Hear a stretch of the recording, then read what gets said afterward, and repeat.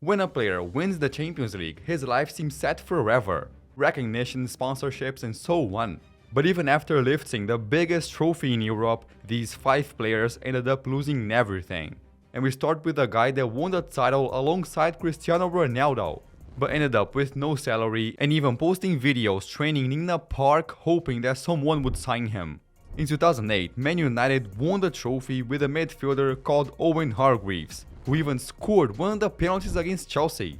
He was at his peak at 27 years old, but just 4 months later he started feeling some pain in his knee. He was worried that he would miss some matches, but the doctors found out something much worse. His tendon, the part that makes the knee work, was wearing down. So he traveled abroad to see specialists and had surgery on both knees, leaving him out for a year. But just when it looked like he was gonna return, his comeback kept getting delayed. And when he finally did, Hargreaves was put to play for United's reserve team. It was only November 2010, 2 years after his injury, that he finally started a Premier League match. But after just a few minutes, a muscle injury forced him off again. And that would be the last time he played at Old Trafford, cause in mid-2011 his contract expired. He knew that no club wanted to sign him, so he offered to play for United for free, without any salary.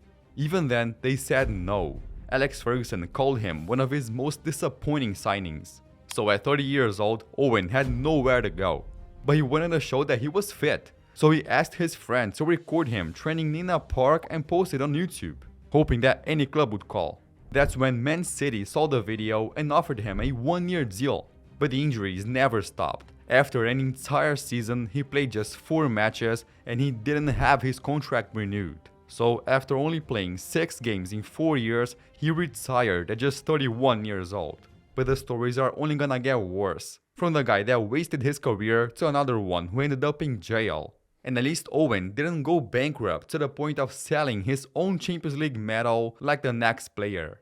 In 2005, Liverpool defeated Milan on penalties, so their right back Steve Finnan entered the list of European winners. Then 10 years later, when he was already retired, Liverpool organized a 10-year anniversary of the title and invited the entire squad, but Finnan was not found. So the internet even started a hashtag, Find Steve Finnan.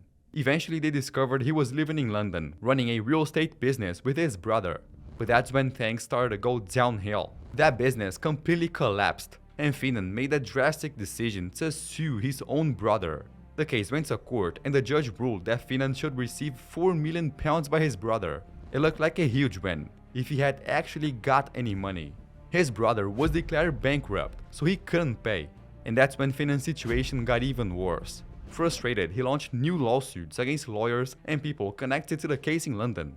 But this time, things didn't go his way. He lost several of those cases and legal costs kept piling up, until one debt of under $50,000 went unpaid, so he was declared bankrupt. But his debts never stopped until they reached £3.6 million. So desperate for cash, Finnan made a painful decision. He sold his 2005 Champions League medal for $80,000. And not just that, he also sold his 2007 runner-up medal, signed shirts, and even a replica of the trophy. But it still wasn't enough. He lost a fortune and is still fighting giant debts. But at least he didn't waste his career to the point of being banned from his hometown club like the next player. At 20 years old, Balotelli played for Inter Milan, and in 2010 he won the Champions League title as one of football's biggest prospects. And then in the 2013-14 season for AC Milan, Balotelli hit his peak. 26 goal contributions and reached a market value of 32 million euros. So after his great season, in mid-2014 he joined Liverpool. But that's where his downfall began. He didn't fit the tactics and the coach criticized him. So even though Liverpool paid 20 million euros for him, just 1 year later they sent him back to Milan. But in Italy he scored just 3 goals, got injured, and his market value fell by 80%. So he signed for Nice, where Balotelli scored 18 league goals. So his market value went up to 24 million euros. But it didn't take long for the problems to show up again. After that good season, he went on vacation and returned nearly 10 kilos overweight. On top of that, his performance started to go down and he even argued with the manager. So in January 2019, Nice tore up his contract. However, Balotelli signed a 6-month deal with Marseille. It was a test, but he didn't pass. the club didn't renew his contract. Balotelli was already known for his off-field controversies, so many clubs were hesitant to sign him. But at the same time, a club from his hometown called Brescia got promoted to Serie A, so they gave Balotelli a chance, being welcomed like a hero. However, it turned into a nightmare. He only scored 5 goals and Brescia fell to the bottom of the table, so they were already unhappy with him. But the worst part came after the 2020 lockdown. When everyone returned to training, Balotelli was the only one who didn't show up. So the club owner said he wasn't committed and terminated his contract. He couldn't believe his contract had really ended, so he showed up to train anyway, but security blocked him at the entrance. Balotelli had just been banned from his hometown club. He only managed to return to action 5 months later with the club in the Italian 2nd division, but injuries ruined his time there. So his contract wasn't renewed, and by mid-2021 his market value was now just $1.5 million, a 95% decrease from his peak. It was then that he moved to Turkey, joining Adana Demirspor, where he scored 18 goals in the Turkish league. It was like Balotelli was back. But just as he was finding his form, his indiscipline struck again, having a serious clash with the manager.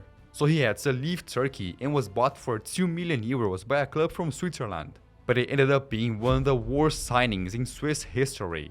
He was caught drunk outside a bar, missed training sessions, got into a fight at a party, and his club was relegated. His contract was for 2 years, but it was so bad that the club didn't want him anymore and sent him back to Turkey. But in his second spell there, his goals disappeared. So by mid-2024, his contract ended, and once again, he had nowhere to play. It took 6 months to find a new one, Genoa in Italy. But after so long without playing, he didn't show the same skills.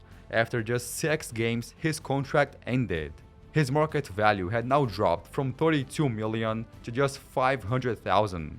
Everyone thought he would finally retire, but then came one last move. Al Ettifaq from the UAE. The guy who once won the Champions League now plays for a semi-professional club in the UAE's 2nd division. But at least he didn't go to prison like the next Champions League winner. In 2005, Ronaldinho was on the top of the world. He won the Ballon d'Or, and a year later he led Barcelona to their first Champions League title in over a decade. But while he was a legend on the pitch, he started having more and more off-field controversies. He often went to nightclubs and showed little intensity in training. There were also a fear that he could lead the young Messi down the wrong path. So when Pep Guardiola arrived as Barcelona's new coach in 2008, he said that he didn't want Ronaldinho there. So he moved to AC Milan, but instead of reviving his career in Europe, in January 2011 he returned to Brazil, where Ronaldinho played the last years of his career, had a short spell in Mexico, until he retired in 2016. But if everything seemed under control, behind the scenes his life was falling apart. In his hometown, he and his brother built a deck in a protected area. Because it was Ronaldinho, he thought it wouldn't be a problem, but they were fined the equivalent of $250,000. If they didn't pay, the fine would increase. And guess what? They didn't pay. So it snowballed until the debt reached over $2 million. At the same time, he wasn't paying his property taxes either, making his debt climb to over $4 million. So authorities froze all of his properties. But it was in 2020 that his life truly hit rock bottom. They arrived in Paraguay for an event, were welcomed by fans at the airport, and headed to their hotel. Everything seemed calm, until they heard someone knocking on the hotel room door. They thought it was room service, but when they opened it, they were face to face with the Paraguayan police. He had no idea what it was about, but when officers entered the room, they found Paraguayan passports of Ronaldinho and his brother. The problem was, Ronaldinho isn't a Paraguayan citizen, so those documents were fake. He claimed he didn't know it was fake, but the police didn't care. Ronaldinho and his brother were arrested. He was taken to a maximum security prison for high-profile inmates. So the inmates organized the tournament just to see Ronaldinho play. The man who once won the Champions League was now in a prison tournament. Later, he was moved to house arrest, but was only released 5 months later after paying bail. After that, Ronaldinho still made headlines involving debt and is trying to pay everything he owes. But the next Champions League winner had a much worse ending. In 1968, George Best carried Man United to their first European Cup ever, and even won the Ballon d'Or. But behind the genius on the pitch was a man fighting severe alcoholism. So his performances dropped and problems kept piling up.